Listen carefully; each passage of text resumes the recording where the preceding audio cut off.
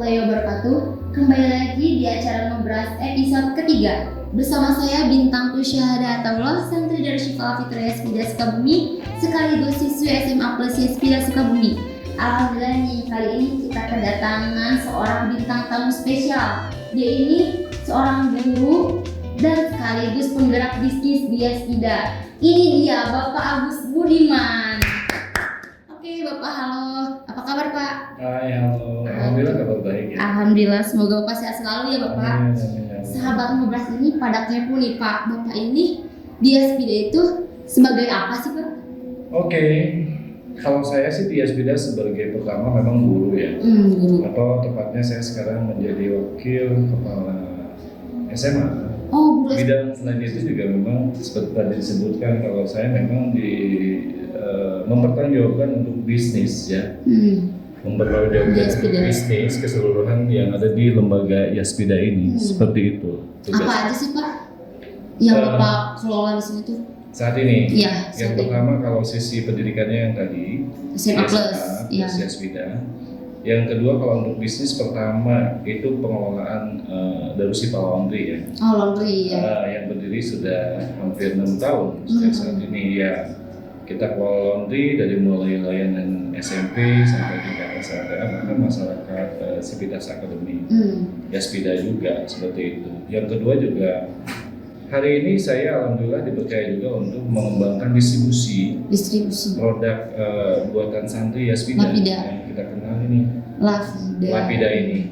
Ya, nah ini distribusinya kebetulan saya untuk mempertanggungjawabkannya seperti itu. Ya, selain itu juga ada tambahan lain tugas saya sebagai humas di yayasan ya. Untuk kita melakukan komunikasi dengan masyarakat pada umumnya, baik itu dengan instansi ya maupun dengan masyarakat yang memerlukan layanan pendidikan kita ini seperti itu. Kalau Bapak ini alumni mana aja sih Pak? Kalau diurut dari awal, pertama saya SD-nya di Bogor. Bogor. Pindah ke Sukabumi. Di SD Papandayan. SMP-nya juga masih di SMP Bogor. Kebetulan setelah itu saya pindah ke Sukabumi. SMA-nya. Di SMA Negeri 2 Sukabumi. Waktu itu belum tren ya, pondok pesantren belum. Kalau sudah tahu seperti ini ada pondok pesantren ya, tentunya saya dan orang tua mungkin memilih untuk di pondok pesantren ya. Seperti itu. Dan terakhir saya melanjutkan kuliah di STI PGRI Sukabumi. Oh iya. Ya, seperti itu. Berarti Bapak bukan alumni pesantren Yaspida ya? Bukan, saya bukan alumni. Terus gimana tuh Pak Bapak bisa kesini buat melanjutin karir Bapak? Oke, ini agak panjang lebar nih. Iya, ya. Bapak bisa ceritain ke semuanya. Bisa agak sedikit panjang ya, tapi coba kita rangkum sedikit lah. Ceritanya tahun 2004 saya sudah kenal dengan beliau Bapak Sepuh. Yeah. Kebetulan waktu itu saya lagi bekerja di salah satu perusahaan dan sejak itu saya kenal, kemudian saya menganggap itu karena hubungannya baik dan dari itu saya anggap sebagai mentor saya juga, kemudian sebagai guru saya juga, yang akhirnya berlanjut hingga tahun 2019.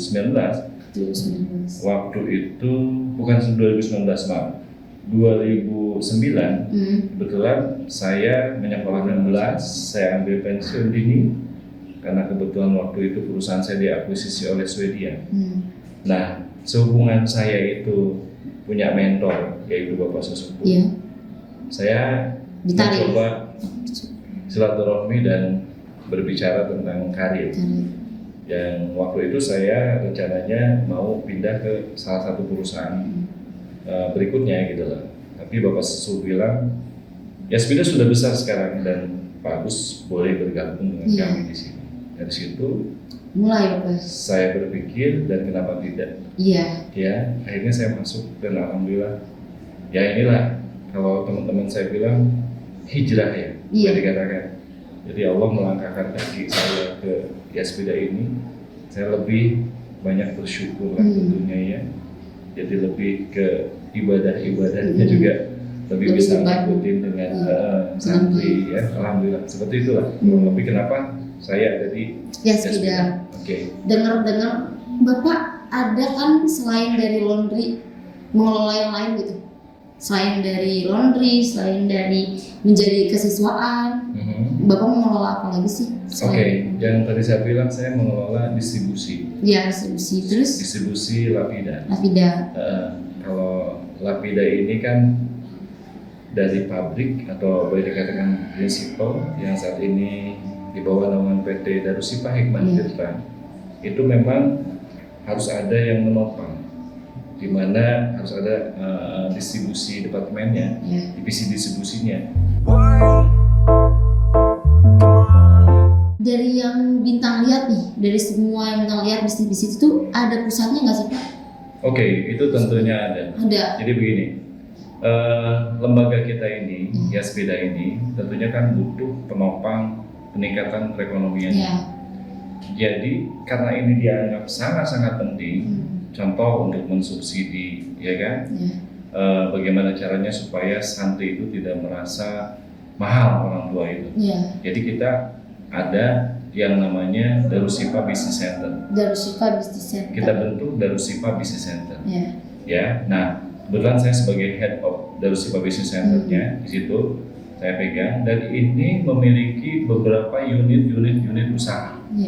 Salah satunya yang tadi disebutkan, unit Darushifa Laundry, unit Darushifa Distribusi khusus produk Lapida.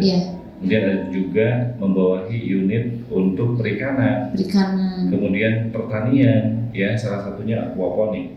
Kebetulan aquaponik itu posisinya dekat dengan kediaman beliau, ya. Bapak Sepuh. Betul, Bapak Sepuh. Dan di sana hari ini udah ada pengembangan lagi, itu ke ikan ya, ikan koi. Karena aquaponik itu kan tentunya simbiosis mutualisme dari ikan ditarik, ya kan, airnya ke dalam tumbuhan. Nah, di sana kenapa tidak kita kembangkan koi? Dan hari ini alhamdulillah koinya cukup berhasil, ya kan, breedingnya bagus dan banyak ya, seperti itu. Kalau Bapak ini, menurut Bapak apa sih manajemen bisnis itu? Oke, kalau bisnis itu sendiri kan kegiatan individu atau kelompok ya, atau organisasi yang menghasilkan satu nilai jual melalui transaksi. Itu secara umum jawabannya seperti itu. Nah, kalau manajemen bisnis itu seperti halnya bingkainya dari bisnis sendiri. Karena manajemen itu kan pertama kegiatan yang harus ada planning. Kebetulan yang kedua harus ada pengerjaannya itu sendiri, actionnya di mana. Yang ketiga itu harus ada staffing atau SDM atau manusianya itu sendiri, ya kan. Yang keempat harus ada controlling, analisa di sana, dan yang terakhir evaluasi. Nah, ini setiap unit business center lah yang memang mengevaluasi bagaimana pengembangannya, bagaimana strateginya, bagaimana penjualannya juga. Artinya marketingnya harus sampai di mana, seperti itu. Jadi dikelola secara penuh administrasi, konsep, ya, strategi oleh Darushifa Business Center ini. Nah, nanti ada pengelola dalam unit tersebut yang memang setiap hari memang fokusnya di operation di situ, seperti itu. Menurut Bapak penting nggak sih bisnis itu buat santri-santri yang ada di sini? Oh, tentu penting ya. Sangat-sangat penting. Kenapa itu bisa dibilang penting? Kita di dunia edukasi, semua ilmu harus dipelajari. Nah, ketika hadir Darushifa Business Center yang membawahi beberapa unit bisnis, itu adalah ilmu buat santri khususnya. Kenapa? Santri itu 3 tahun, 6 tahun, ada yang bisa 10 tahun kalau misalnya lanjut di IAIS di sini. Perguruan tinggi. Nah, mereka itu pada saat kembali ke masyarakat tentunya kan butuh pengalaman. Butuh ilmu tambahan selain akademis yang dipelajari di sekolahnya. Makanya kita membuka lebar ya untuk santri itu belajar berbisnis. Belajar misalnya bercocok tanam, Belajar misalnya bagaimana caranya budidaya ikan, Iya. bagaimana sih mengenal dunia distribusi gitu loh. Kemudian apa sih konsep marketing yang dikenal dengan 4P itu, ya kan? Product, pricing, promotion, placement. Itu semua mereka kalau kita tidak kenalkan, itu mungkin bingung pada saat pas keluar. Betul, seperti itu. Berarti cukup lumayan penting ya Pak ya? Bukan lumayan, Memang itu penting memang banget. penting banget gitu lah, seperti itu. Kan Bahkan tadi- sekarang juga udah ada beberapa Apa nih? santri kita Yang udah sudah mulai berbisnis. mulai ikut, kemudian mulai belajar, Iya. dan bahkan pada saat mereka liburan, pulang libur laporan. Laporan ke Bapak. Betul, ternyata saya bisa menjual ya. Iya. Nah, itulah yang namanya bisnis, Hmm. kegiatan ya seseorang yang menghasilkan nilai jual melalui transaksi. Iya. Nah, pada saat mereka nggak belajar, tentunya mereka pasti bingung. Jadi Apa yang harus dijual, bagaimana cara menjualnya ya, kurang lebih seperti itu. kan tadi kan saya ngedengar Bapak di sini kan mengelola produk Lavida ya di Ya. pondok pesantren. Apa setiap pondok harus memproduksi sesuatu gitu di pondoknya? Bapak pikir itu harus ya, Harus. harus. Kenapa itu Selain ada kepentingan untuk edukasi itu sendiri, Ya. itu untuk peningkatan perekonomian di pondok itu sendiri, ya seperti itu.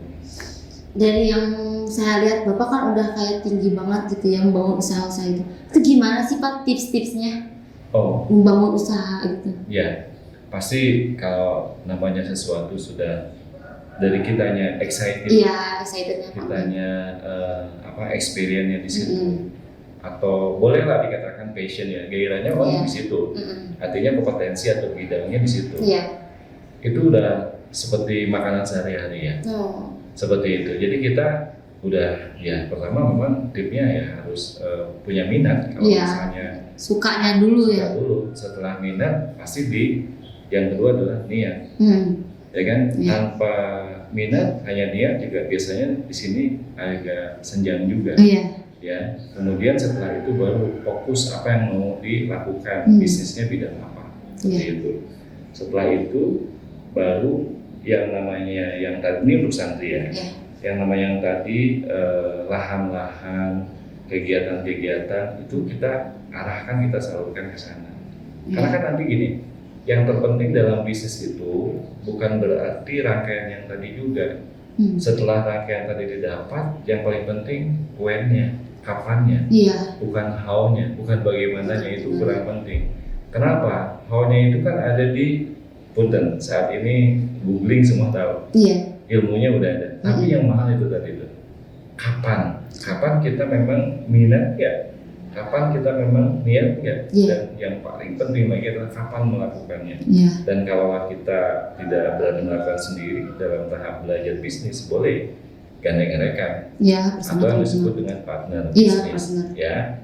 Lalu jangan lupa juga key success factor itu harus punya mentor.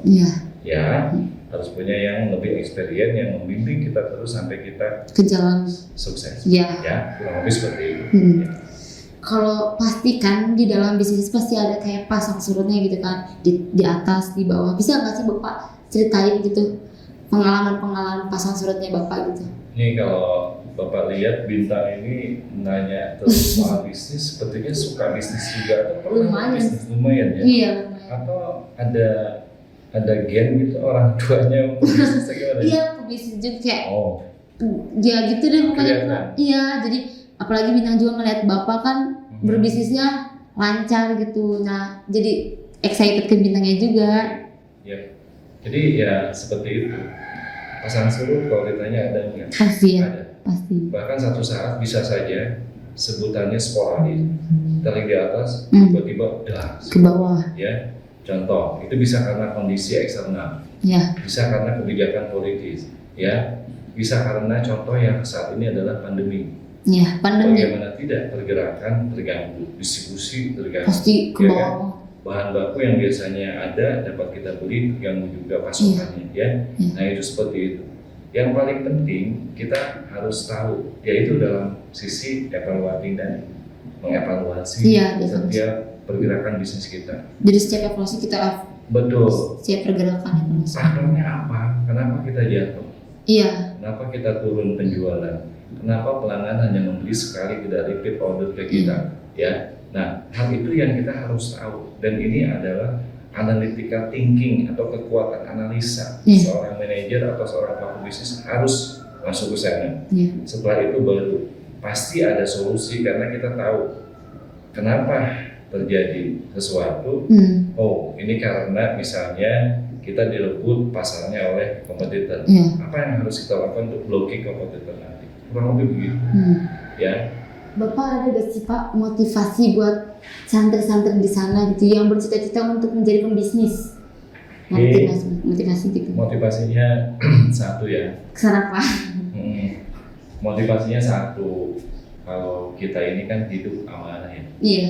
Dan amanah itu ada yang namanya amanah ilahiyah, amanah tarbiyah, amanah insaniyah. Ini tip yang saya pegang dari Bapak Sesepuh yang cukup memotivasi saya. Gimana tidak, yang namanya kita udah makan waktu lumayan banyak. Sebenarnya banyak sih yang mau ditanyain, cuman waktunya nih. Terima kasih buat Bapak udah datang di acara Ngobras kali ini. Buat kalian yang belum like, share, subscribe, bisa tekan tombol subscribe, like, and share di channel Yasvida Official. Saya Bintang Kusyadatullah pamit undur diri. Wassalamualaikum warahmatullahi wabarakatuh.